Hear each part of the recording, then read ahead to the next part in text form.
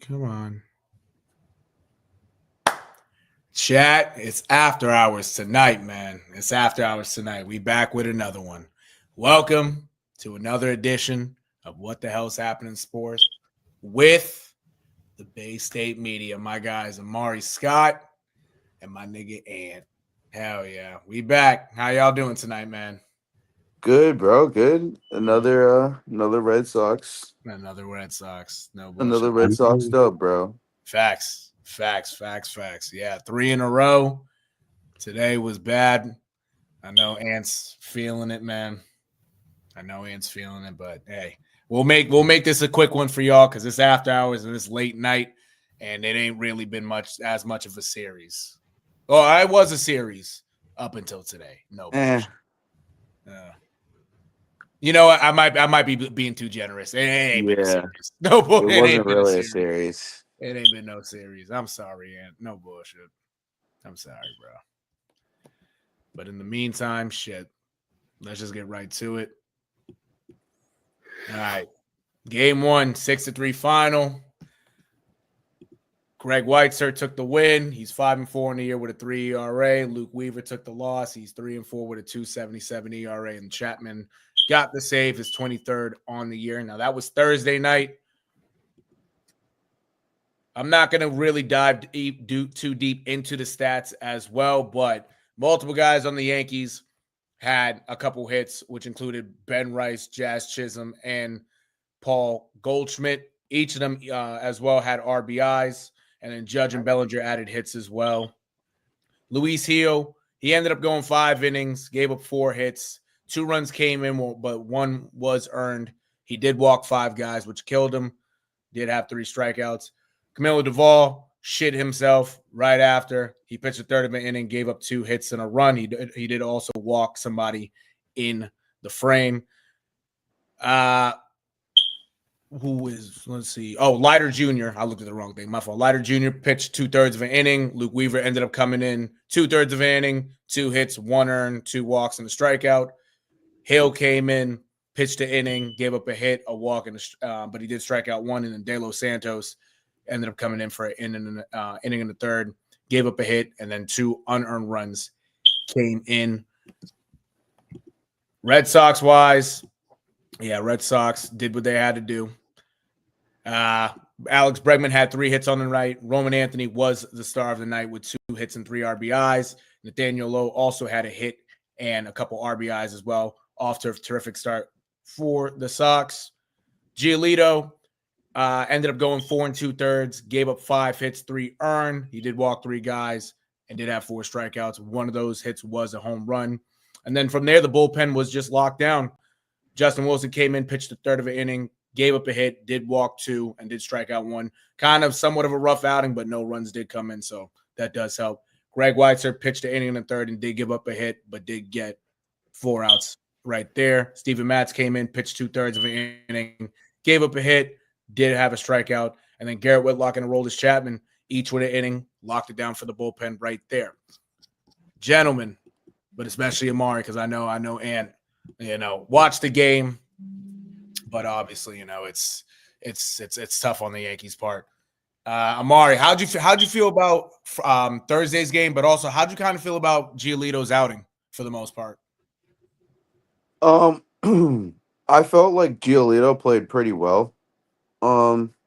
Like well enough, I guess, to win the game, I should technically say, to be Right. more specific. Not necessarily well overall as a whole. I think even though he pitched like 4, I think it was like 4 innings, pretty much, Mm-hmm. 4 and some change. Mm-hmm. He did give up 3 earned runs and he had 3 walks, but he had 4 strikeouts, so it's like it wasn't as bad. Right. But I felt like there is obviously room for improvement. I think the consistency definitely needs to be there with Giolito, and Mm-hmm. I think the bullpen did kind of show up a little bit more than expected. Right. Only really gave up 2 hits between Weiser, Matz, Whitlock, and Chapman. So, and Matz had a strikeout. Mm-hmm. So, I think overall the bullpen kind of saved them, which is what you want at the end of the day on days Right. where sometimes the starting pitchers are pretty inconsistent outside of Bayo and Crochet this year. Right. So, I think overall, Giolito definitely there's room for improvement going into the playoffs. I think more can definitely be done on that Mhm. end. Mhm. Great game from Hamilton. I think that's what you definitely want out of him playing second base right now, Mhm. considering Myers not coming back this season. Right. So if Hamilton can continue to play that the way he played in that first game when Giolito pitched, I think that it is going to be a healthy addition throughout the playoffs, 100%. To be able That's to a have fact. to be able to Mhm. have depth like that, to be able to have someone who can play like that, not necessarily coming off the bench as one would necessarily say, but like definitely somebody that he definitely has had time playing on the roster already this year, playing in the big leagues for us, Mhm. and he's had his time down in AAA. So I think that if he can consistently play like that, no reason why he can't have some big moments in the playoffs. And he's good Absolutely. defensively too, very fast, very good base runner, Mhm. extremely fast. Mhm. So that's another element I think in the lineup that he brings to this lineup already. That is a good base running lineup already. Absolutely. Now I tell you, when David Hamilton, when he's on, he looks like he looks like a real MLB player.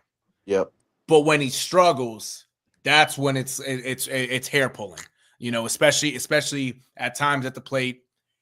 But even back to last year, actually back to last year when it was really the glove.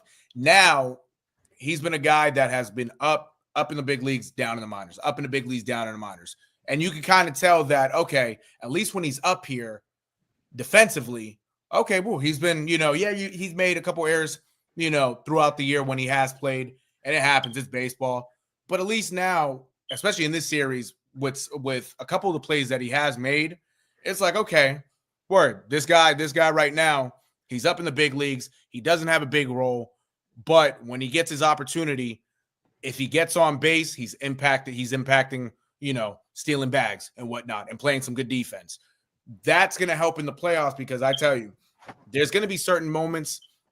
If we do get there, it's too early to say, Chad. As much as I want to say the Red Sox are going to make the playoffs, anything could happen. But if they do Yeah. get there, you have a guy like David Hamilton that if he starts the game, cool. But if he's coming off the bench and pitch hits for somebody or pinch runs for somebody, at least all right, this guy has some legitimate speed that he can get a bag or two, whatever the situation is.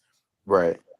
That helps his case out, but at least also for him, it's like, okay, I'm up here, but I'm up here with a purpose. I'm not just up here, to fill a guy, to fill second base, when during matchup and all that. No, I'm really here to really help this team win with Right. my other attributes. And for the most part, he's done well enough to earn the right to be in the big leagues as a contributor.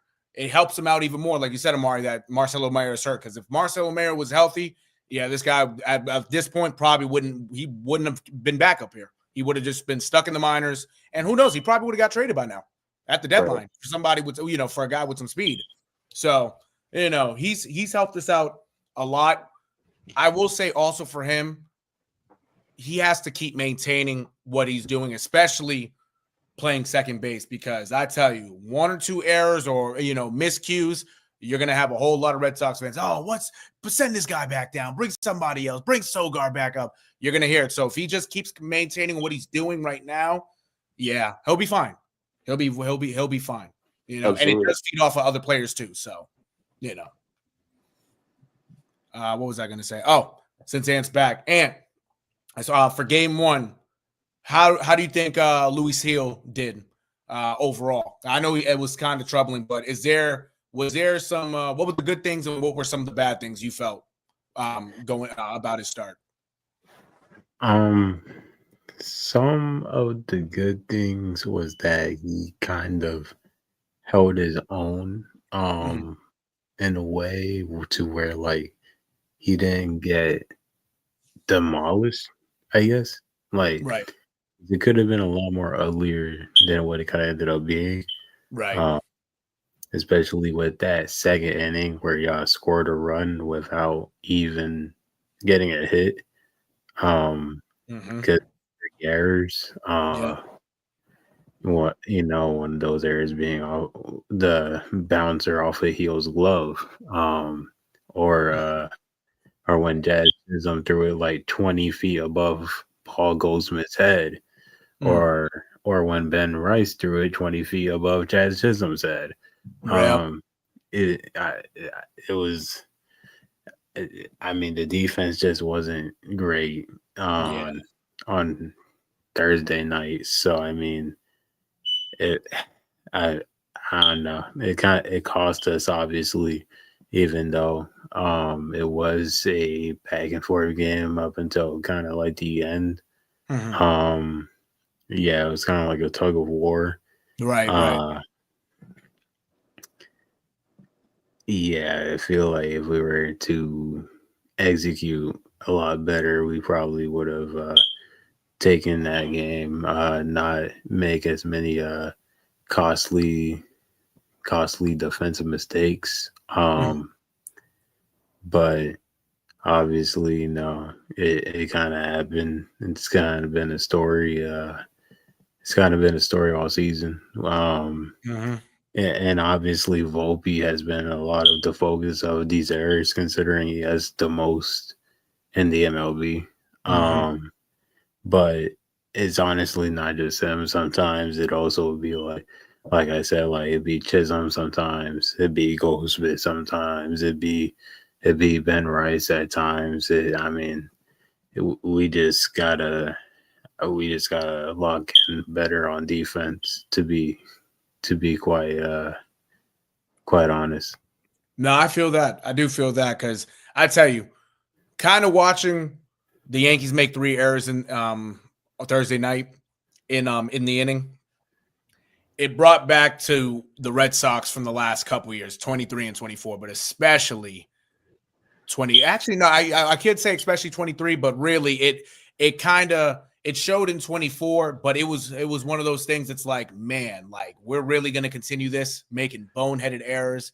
We had obviously Rafael Devers out there at third base. He was one of the main culprits, not being able to get the balls and all that, misplaying balls.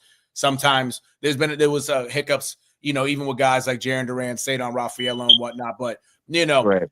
But even so, at least now, a year later in 25, that's translated to be different, where you've seen less of the boneheaded mistakes. Early in the year, you were seeing a lot of boneheaded shit.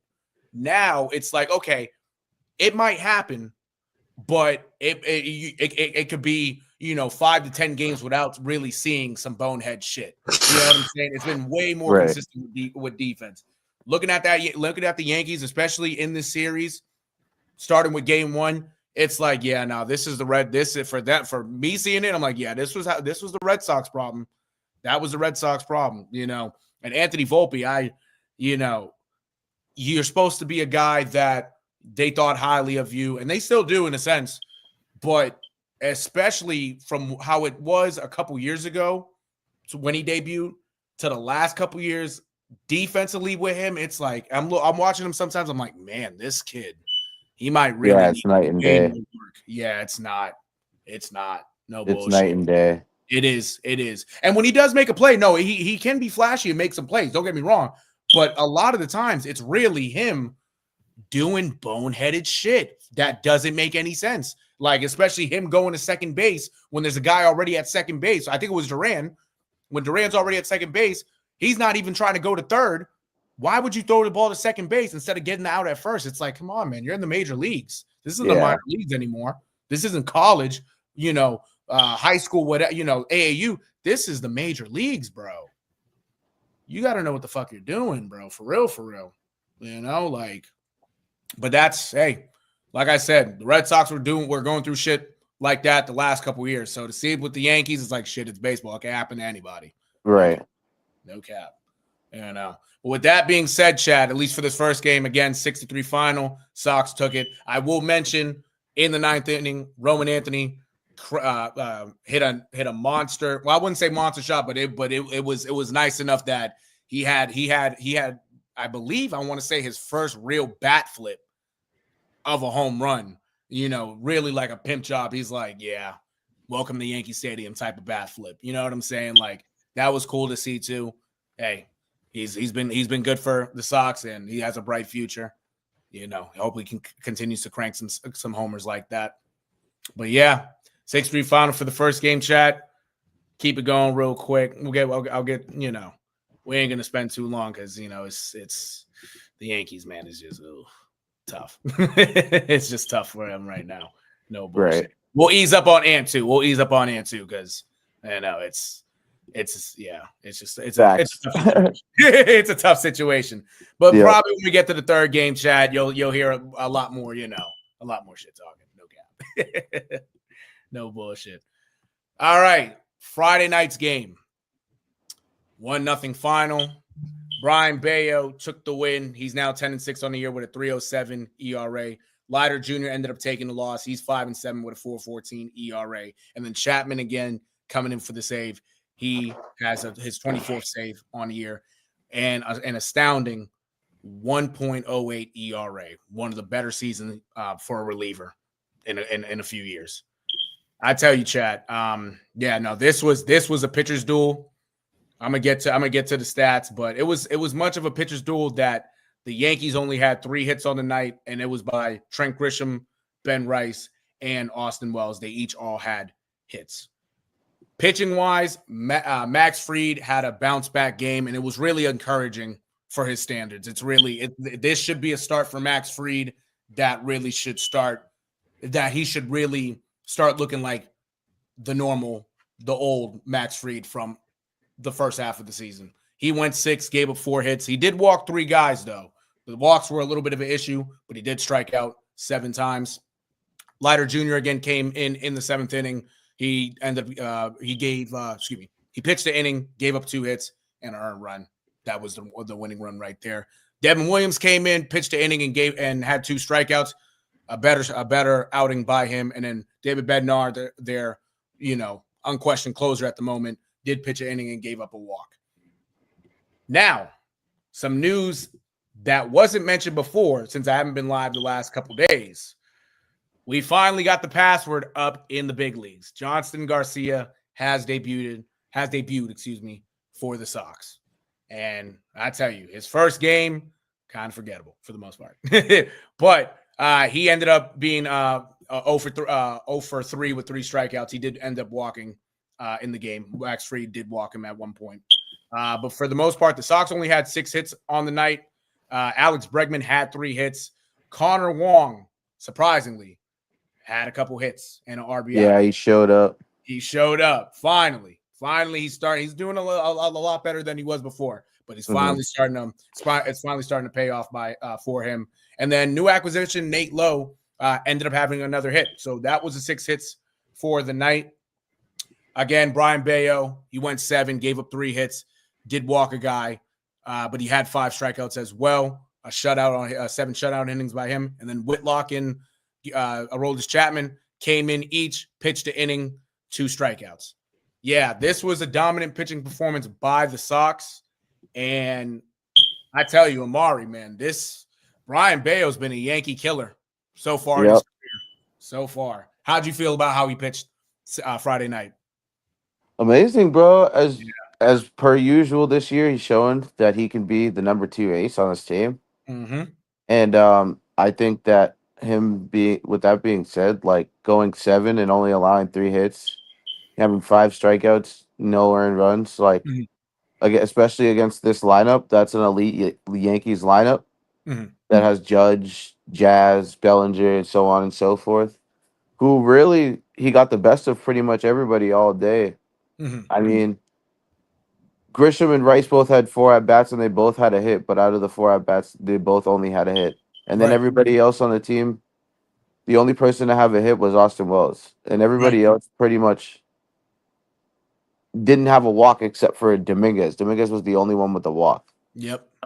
So that, to me, showed that he was consistently getting batters out. He was consistently generating either groundouts and or strikeouts or flyouts, however you want to look at that. So I think Bayo, great. Another, in my personal opinion, I give it an A-. I respect him. Hell yeah. Yeah. Hell yeah. No, honestly, I agree with Emari 100%. This Brian Bayo now is really starting to look like the Brian Bayo that we all thought, especially when he came up a couple years ago, that he could be. Now, the only difference from then and now, from now and then, is now he's pitching where he doesn't have, and we talked about this before, he's pitching to the point where, okay, I'm pitching, I don't have to strike everybody out. I can let my fielders do the work as well. I can let these guys, or throw pitches where guys can hit some fly balls, they're going to be out. Hit some grounders, going to be out. I have a Gold Glover in Alex Bregman at third base. When healthy, because I know he's been out the last couple games, I have Wilyer Abreu at right field. I have Jaron Duran at left. I have Sadon at center and second. You have guys that are capable fielders that can make these plays. You don't have to go, and I should say Trevor Story at short. I forgot about him. Apologize, chat. But you have guys that can make these plays on the field. He doesn't have to strike anybody out. He went 7 and only struck out 5. Before Brian Bayo, it used to be he'd go, 3 or 4 innings, give up 4 or 5 runs, maybe a couple home runs, but have 6, 7 strikeouts because he was playing with his, with the fastball that was playing well. Now, okay, I have my fastball, but I have a change. I have a changeup. I have a sinker. I have such and such. He now is looking like the pitcher he actually should be. And it's benefiting him because now he's using his pitches effectively, where, again, like I said, he doesn't have to go out there and blow it by guys every single time. Let your fielders do the work. And also with his situation going on from last year, especially not having his wife and his kids with him. I know he just had a baby, so his daughter with him last year, it took a toll on him. Now they're here with him. Now you see more. Now you really see a comfortable Brian Bayo every time he takes the mound, right? Yeah. It's done wonders for him. I tell you, now he's looking like people say, oh yeah, he's the next Pedro. He's the next Pedro. Well, honestly, while he's out there, he has his hair growing out. Pedro was skinny too. He's not a big guy. He's skinny as well. And when you look at it, he has the same kind of repertoire as him. Hey, I'm not going to say he's the next Pedro. He's Brian Bayo, and he's getting shit done. Proud of him. And he's been a Yankee killer. That's all. That's what we love. That's what we love about him, honestly. But yeah, Amari's right Amari's right as well. Like, the Yankees couldn't touch him. They haven't been able to touch him in the last 2 starts, especially last night. And when they got the sweep in June, same day that Rafael Devers got traded, 7 shutout innings. It's literally been what's the word I want to say? It's been a how do you call it? It's I forget the word, but basically it's been more consistent. That's the consistent part with him playing against the Yankees. Right. But yeah, I will say also, chat, real quick on the Sox before I get to Ant. If anybody's worried about the password, don't be worried. He was batting against Max Fried. Max Fried is going to make you look dumb sometimes. It happens. Right. It's part of the game. Max Fried is still an all-star pitcher. He's still an elite pitcher as well. Right. He's been down the last 6 or so weeks, but an encouraging start by him, which leads me to Ant. Ant, with this start by Max Fried Friday night, is there hope that with him being able to get things going again, that the Yankees have a shot to win a wild card series? We'd have to see, because obviously he pitched pretty well against you guys, and you guys are a good ball club who are able to get things done offensively, defensively. Y'all just a good ball club overall at the moment, and with what Max Fried was able to do, especially compared to his last start, which wasn't so great, and it was against the Cardinals, who are kind of somewhat mediocre. It was just kind of it was a little relieving in a sense. I feel like I'd need to see maybe 1 or 2 more starts like that after this one to really be at least more confident in in his showings, but it was a very good start for Max Fried, quality start. Just as we were able to get any much offense or any runs across the board. So yeah. Not facts. I feel that. Yeah, no, it's encouraging. But again, like Ant said, and I do agree with him. There, it's only one game, but it has to be more consistent. If this is a step in the right direction, that's great. It just has to be more. It has to the steps have to keep going forward instead of going backwards, especially with Max Fried. But it was an encouraging start. One more thing I will ask for you, Ant. In terms of Camilo Duvall, right?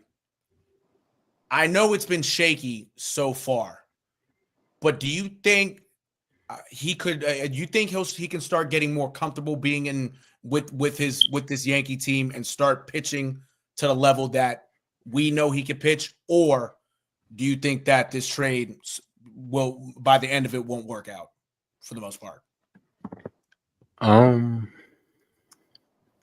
The wall is kind of interesting at the moment. I mean, because like you said, he has been shaky. Mm-hmm. He hasn't been the most reliable reliever in our pen yet. Obviously, I mean, he's only been here since the trade deadline, but I mean, we haven't really seen, I guess, all-star version of him or like Giants version of him yet. Mm-hmm. And I had a feeling, if like one or two of these acquisitions, there was going to be something a little shaky, something a little bit off, because like I feel like when it comes to West, I feel like that always kind of happens this era, anyways. So yeah, I hope Doval is able to kind of like I feel like Doval is not in too terrible of a spot. Mm-hmm. I just like I guess I kind of have to see how like if he's able to improve. We haven't really put him in exactly like that start, or not the start, but that appearance that he made on Thursday was his highest leverage appearance since like the first game of that Marlins series. Okay. So, and honestly, other than that, it's probably been like Bednar, Weaver, maybe some like De Los Santos, Hill, and Williams, kind of mostly for the most part. And Mark Leiter, I guess, in a way. So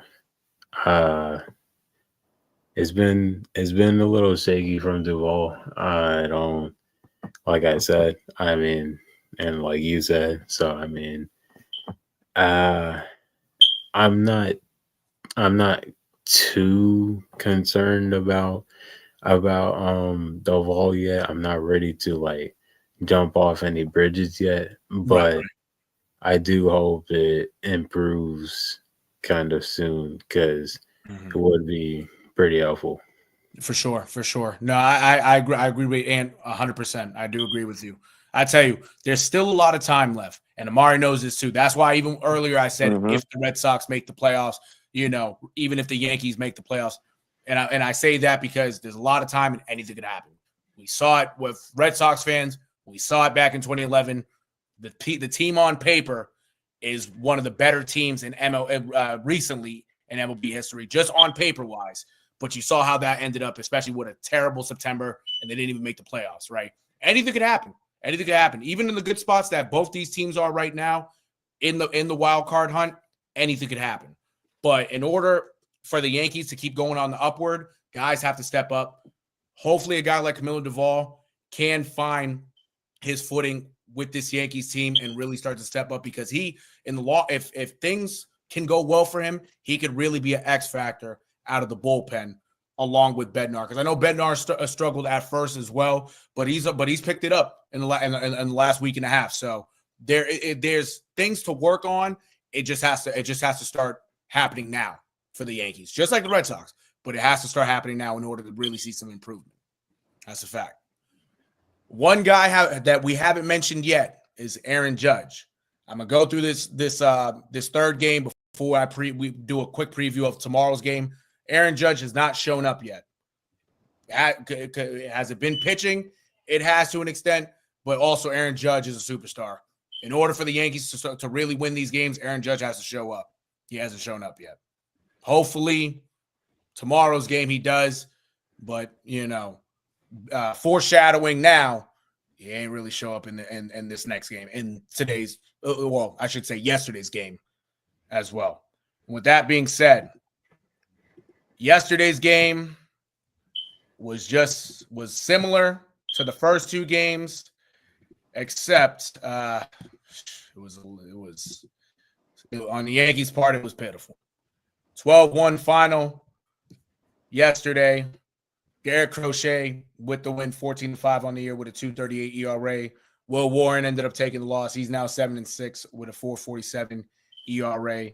For the most part, the Red Sox are early on. The first couple innings, it was neck and neck. No runs were scored. The third inning and the fourth inning, the Red Sox each, both innings, grabbed 2-1s. The Yankees did grab one in the fourth. Red Sox got another one in the fifth to make it 5-1, and then it exploded in the ninth inning. And a lot of guys for the Sox had good games. We'll start with the Yankees first since they lost. Overall, the Yankees did have 7 hits on the afternoon. Bellinger and Ahmed Rosario each. Stanton, Judge, and Goldschmidt did have a hit as well. Stanton had the only RBI. He cranked the home run in that fourth inning off of Garrett Crochet. But pitching-wise for the Yankees, Will Warren, again, 4 innings, 7 hits, 5 earned. He did walk 3 guys. He did have 3 strikeouts, but he gave up a home run in the fifth to Trevor Story. Hill came in, pitched an inning in 2/3, did give up 2 hits and had 2 strikeouts. He did his job, but then Paul Blackburn came in for the last 3 innings. And for the most part, at first, he was doing great. Like I said, chat, the ninth inning it blew up on him. Oh, in that ninth inning, he did have 8 hits overall that he gave up, but 7 earned runs in that ninth inning, along with 2 walks. Did have 2 strikeouts on the day, and then Carlos Narvaez bombed a home run off of him. I tell you, it was tough to watch. Yankees fans, I know your pain. We saw it. Yep. Red Sox fans have seen this shit happen a lot. We have. We have, even throughout our life, but even the last couple of years, yeah, we've seen it. We've seen it happen numerous times. The player of the game for the Sox, Trevor Story. He did have 3 hits, 3 RBIs. 1 was an RBI double. 1 was a homer. Again, in the 5th inning. Nathaniel Lowe keeps on hitting. He just got the ball. He just got to Boston. He had another 2 hits on the afternoon with an RBI. Cedar Rafaela, 2 hits and an RBI. He started to pick it up today. Hopefully that continues. David Hamilton, Carlos Narvaez, each had 3 hits as well. Narvaez with the 2-run shot in the 9th. Yoshida added a hit. Jarren Duran added a hit in the RBI. Bregman didn't have a hit, but he did have a sacrifice fly in the 4th inning. And Roman Anthony, 2 hits and an RBI. So, yeah, the bats were doing it. 17 hits on the afternoon for the Sox. But Garrett Crochet, man, Garrett Crochet, man, it's a neck and neck. It's neck and neck so far with him and Skubal for the Cy Young. 7 innings, 5 hits, gave up the home run to Stanton, did have a walk, but 11 strikeouts on the afternoon. Greg Weitzer came in 2/3 of an inning, did give up 2 hits with a strikeout. Justin Wilson, 1/3 of an inning, did have a strikeout, and then Jordan Hicks came in the 9th. He pitched the inning, but he did give up a walk. Typical Jordan Hicks giving up a walk. But other than that, yeah, it was an ass whooping. It was belt to ass. It was a sad watch. In Yankees part, and from the Yankee side, it was a sad watch. From the Red Sox side, nigga, we was lit. we was lit. I was out. My mom was up there. Yeah, not much to say about that Not one. really much to say, Chad. It's not much Yeah. to say. I'm sorry. Yeah, like I said, Chad, we're not gonna heckle Ant too much, but me and Emari know that was just a pure ass whooping. Yeah, It was sad all around. all around. But I will ask Emari, this start by Garrett Crochet against these Yankees hitters, especially at times him laughing, striking guys out. I tell you, how should I say this? With his start right now, is there something? Is there shit that we haven't seen with Garrett Crochet yet, or we've kind of already seen it all with him just by some of these performances that throughout this year? Because No, I mean, I think this is what you expect from him. right, You know? yeah. So this is basically what we expect him to do every time he goes out there to pitch. Mm-hmm. And if he can bring us that every time he goes out there to pitch, we're going to win a lot of games in the future, and we're going to continue to win a lot of games this year, especially if the starting pitching staff continues to somewhat follow suit, especially Bayo at this point, too. If him and Bayo can keep continuing to just keep games under runs, two runs or less, and they can continue to do that, or 3 runs or less, and they can continue to do that, and the offense can keep going crazy. Like, and you get the start that you had in Dustin May when he had the start against the Padres, and then he had another start. I forget. The Recently Astros. too. Yeah, the Astros. He had a good start against the Astros too. So if he can continue to pitch like that to where he's slotted on the roster, like I mean, it just Crochet is obviously the ace here, but like if he can continue to rub off on other pitchers, what it seems like he's doing, then this is going to be what I think is a playoff run. Right. I think so too. I think this series right now, it's really. I feel like this might and I'm not going to call it right now, chat. But this might be one of those. It could be one of the turning points of the series. Of the season, where it's like, all right, we've won. Now we've won the series against the Yankees. Let's stop bullshitting around. And in certain teams that we play, the Orioles, the Athletics, they have 2 series against them. The Pirates coming to town at the end of this upcoming week. I think this is one of these series where it's like, all right, guys, let's really start. Let's start really showing who the fuck we really are. Let's really start preparing for this playoff run. Because I tell you, it's really pitching wise. Besides Giolito, Thursday night, the last couple nights for the Sox pitching staff. Oh man, I'm telling you, Bayo, and Crochet. It's really like if this were a playoff series right now, you'd hear this all over ESPN, all over, that man, these guys this Red Sox team right now is way different than the last couple of years. Now they got some guys really showing who the fuck they really are. Yeah. I'm telling you, it's they both got it. They both got it. Bayo with the success against the Yankees, but Garrett Crochet, he's been doing it all year. But today it was a masterclass. It was really he was untouchable. Besides that home run by Stanton, and obviously it's Giancarlo Stanton. Everybody else, even Aaron Judge, could barely do shit off of him. It was great to watch. It was really great to watch. I will ask also, Amar, before I move on to Ant real quick. The Nathaniel Lowe signing, right? Do you think it could play out similar to how Kyle Schwarber helped out this team when he came at the deadline in 21 in terms of a guy going up to bat and even on the field, but especially with the great glove that he has, but a guy like him up to bat, he's just been getting timely hits at the right time. Do you think this guy could end up being an X factor for this Sox team down by the last series against the Tigers on the last week of September? Like, is this a guy that's really gonna, uplift this team for the most part, or help uplift this team, I should say? I think he just fixes the current first base problem as a rental ish, like as a rental. Like, I don't think that he's gonna be a fix as far as like making us contenders, but I do think that like asking him to do what Kyle Schwarber did is probably asking him a lot, considering Kyle Schwarber, the power that Kyle Schwarber brings to the game. Right. So I think that's asking him to do a lot, but I don't see why he couldn't reach for that. Like, I feel like that could be his ceiling, Right. even though it is asking him a lot. That that could potentially be his ceiling. But I do think that like he's playing great right now. We just have to hope that he continues to play great. Right. And if he can continue this and continue to play better than at least better than Toro, Right. then which he has been playing better than Toro defensively and offensively Mm-hmm. so far.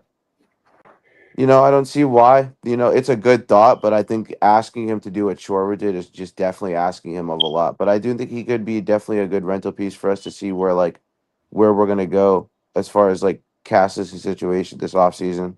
Mm-hmm. No, I agree. Maybe they decide to keep low if he continues to play well consistently enough through now the rest of the season and the playoffs, Mm-hmm. and he does have kind of a Schwarber like season Right. here in Boston. Like then, yeah, I don't see how maybe you do pay him and maybe you trade Tristan Cassis. I don't know. Right. It's a thought, but I wouldn't say that like it's a possibility. Like as far as like right now, just because we just don't know, the sample size is extremely small. Exactly. But with Yeah. a bigger sample size, we can reevaluate that more so at the end of the season to see what they would do about that situation. Absolutely. No, he's off to a great start so far. Like Emari said, no, like it's better. It's better from what he's shown in his first few games. Obviously, when Toro came up, he showed similar. But this is a guy who's won a World Series. He won it in Texas with Aroldis Chapman a couple of years ago. This is a guy who has been a playoff performer with that Texans team. This is a guy that, especially now in a better situation than the Nationals, especially since he started with them this year. This is a guy that's in a situation now. It's like, okay, I'm on a team that's expected to go to the playoffs, but they need a guy to really help them at first base and give timely hits, and that's what he's done. So far, he's doing great. Like Emari said, let's just hope this continues, and if it continues well enough, let's see what happens in the offseason, because I wouldn't mind keeping him. I really wouldn't. This is a guy that does solve some problems. I think he is about, I want to say he's about 30 years old right now, so he's a tad bit older, but at the same time, with age in baseball, you can play until you're 40. If you're good enough and you hit well enough and you're not falling off the track that, far down, you could. Like Paul Goldschmidt, Pete Alonso. Exactly. Yeah, he could have a solid career here if it continues. He really could continue his career here, I should say. But we'll see what happens. Great start by him so far. And I know there's not much to talk about with this game because I know respectfully it was an ass whooping. It was tough. I will ask, as a Yankees fan, how mad were you at the end of the game, especially that ninth inning? How frustrating was it for the most part? I know you didn't watch much, but given how you being a Yankees fan and even others Yankees fans, how did that look to you? I don't know because I mean I was kind of watching till it was like 2-0. Yeah. And then I check back later and it's 5-1. Yeah. And I'm like, I mean, whatever happens to this, and then I check back and it's like 7-1, and then it's 12-1, and I'm like, yeah. And I didn't really know how to view it. I just like when it was 5-1, I was already kind of like out of it at that point to really I guess get frustrated at the moment. So but 7 runs in the ninth inning is not really that nice. It's not really that great. So and I guess it was kind of an experiment to just kind of like throw Paul Blackburn out there in the ninth inning and then see what happens with that. So as you pointed out, he did all right at first.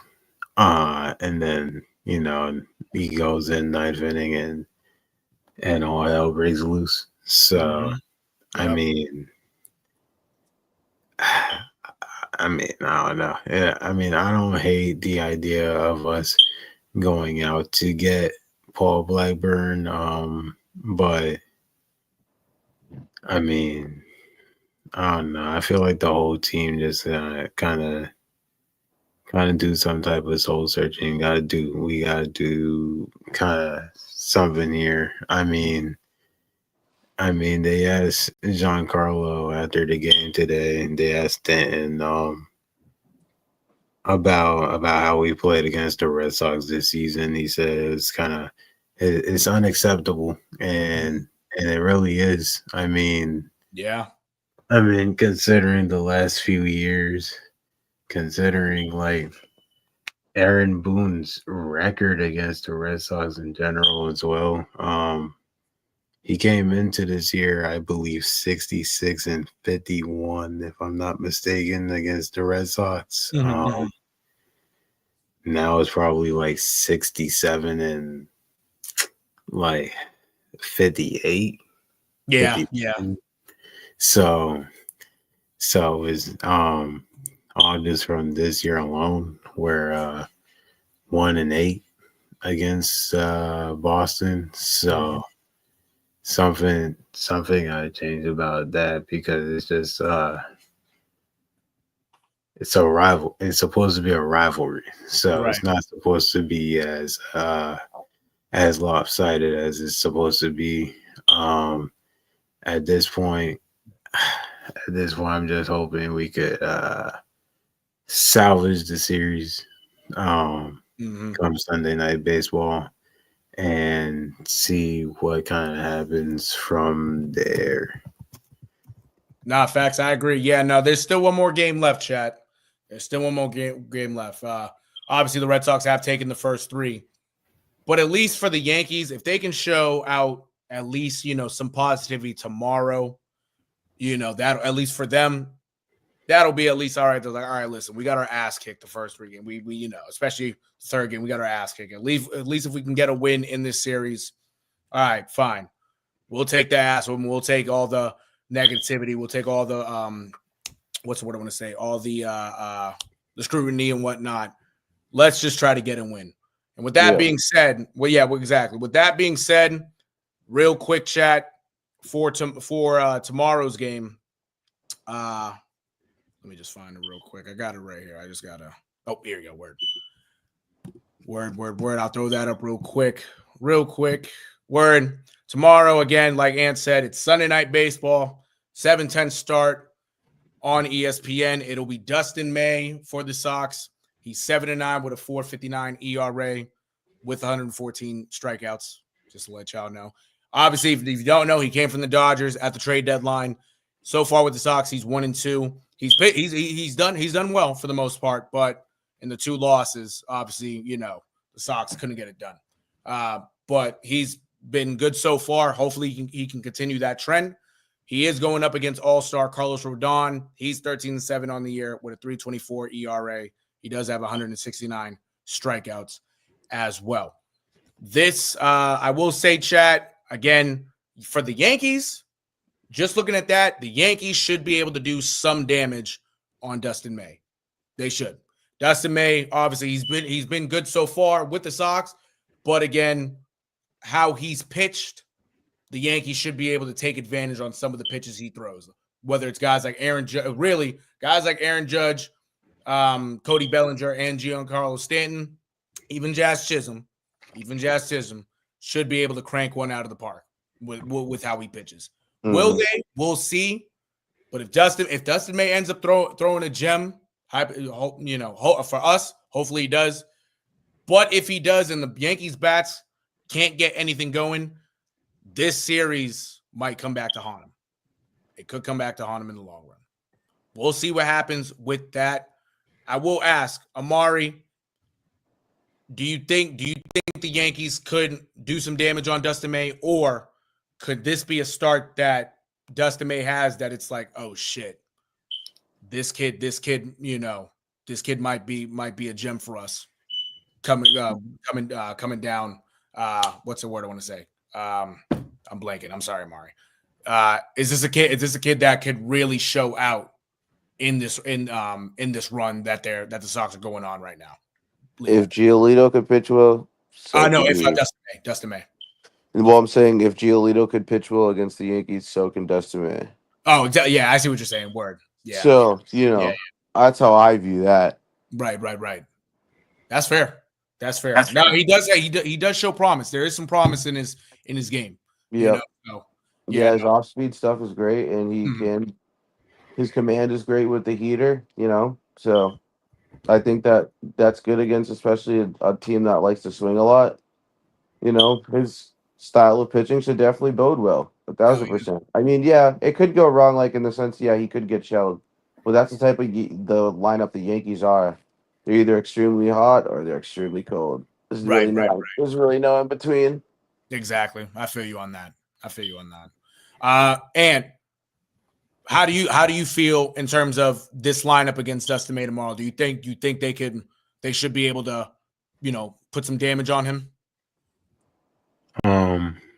I feel like we should be able to take advantage of at least like on paper the pitching matchup here. Right.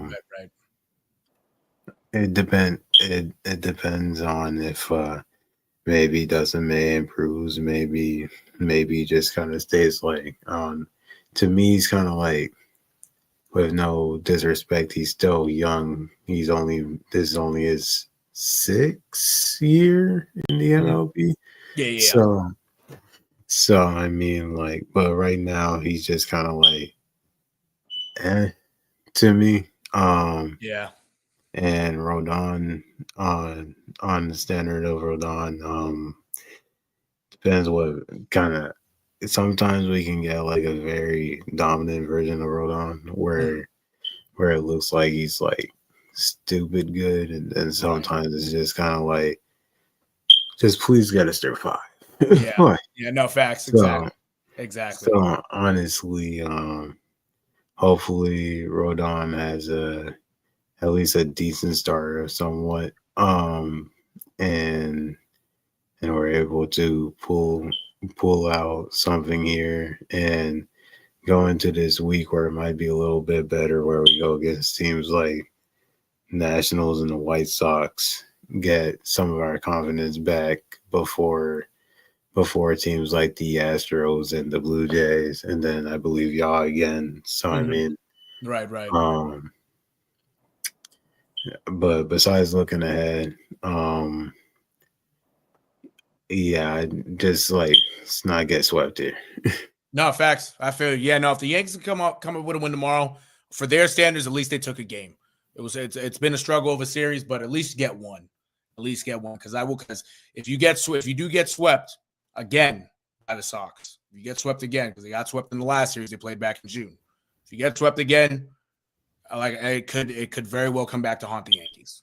And me personally, being a guy that has some respect for them, has some family in New York, like I always mention, I don't want, it'll be tough. It'll be tough to really see the end. Like, oh damn, with that talent on that team, not being able to really do it by the end of the season, it's like, damn, that's tough, But yeah, if they can get a win tomorrow, at least it brings some positivity going in to this upcoming week with the series that they do play against the Nationals and against the White Sox as well. One final question for Emari before we get out. Walker Buehler is no longer in the rotation. Thank God. Thank the Lord. Because it was for this year, especially when he came back from injury. From before he got hurt, he was doing fine. Ever since he got back, it's been tough to watch. Some good games, but a lot of tough games. Do you think with his move to the bullpen now, do you think he can turn this situation into a better situation instead of the lost situation, or the lost year, I should say, that he's had already? Yeah, I mean, the one thing I would say is that he should have been there pretty much all along. Yeah. So for me, it's like this is a very late move, and like almost like a little too late kind of move. Yeah. Hopefully he thrives in the bullpen situation, but they should have did this months ago. Yeah. So, that's kind of how I feel about Walker Bueller in that situation. But as far as like him as a pitcher this year, like he's been up and down, pretty inconsistent. Like he has these innings where you really do trust him, and then he completely shits the bed in later Yeah. innings in his Yeah. starts. Yeah. So it's clear that he's not a starter. He can give you a good 2 to 3 innings. I mean, maybe probably 2 innings, maybe Right. three. He can Yep. come Yep. in and give you 2 to 3 innings after someone like Giolito or someone else that's not going to go the distance comes into the game. So yeah. I mean, the Walker Buehler situation is interesting how they're handling it, but I think they couldn't DFA him, but they also brought up Richard Fitz too. So Yeah. Exactly. And also, yeah, no, like that is true because what it could be also for some of Richard Fitz's starts is like, all right, listen, you're gonna have to piggyback him if he can't go if he's getting shelled or it might be a situation also where if the Sox are getting shelled certain games, all right, let's just throw Walker Buehler out there for the rest of the game. That's really like that's his role now. That's it's or who knows if it could he end up being a high leverage guy maybe. But I wouldn't even want him in high leverage situations at this point either. It's like if they're getting their ass kicked, yeah, just throw Walker Buehler out there to finish out the game. That's what it really looks like right now for the most part. Every couple days or every fifth day after during Richard Fitz starts, if he can't go that long or if he's having a tough time, just throw Walker Buehler out there, let him pitch and see what happens. That's really what we're at right now with him. That 20 million could have probably went somewhere else, and really it should have went somewhere else at this point. yeah. I tell you. But other than that, chat, let's see what happens tomorrow. Hopefully another Sox dub. The Yankees get one. Shit, we already won the series. We've already done our job. But that's all for tonight, chat. I appreciate everybody who's tuned in. Thank you to the 4 people that are watching right now. Most of y'all came at the end, but I do appreciate tuning into us. What the hell's happening in sports, along with Bay State Media as well. Shout out to Emari Scott. Shout out to my guy Ant. We're here. It was late night. Yes, Quick sir. live.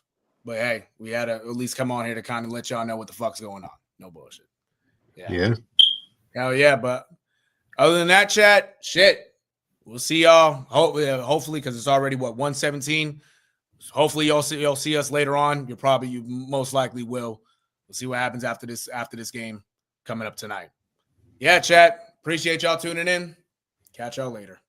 Shout out Micah Alejandro, or Michael Alejandro. If you know, you know. And that's if you tuned into Michael Alejandro tonight, you already know the vibes. If you don't know who he is, search him up. That kid might be something special. No cap. No cap. No bullshit. But yeah, chat. On to tomorrow. Peace. Yes, sir. Yes, sir. Good night. Good night. Good night. Hell yeah.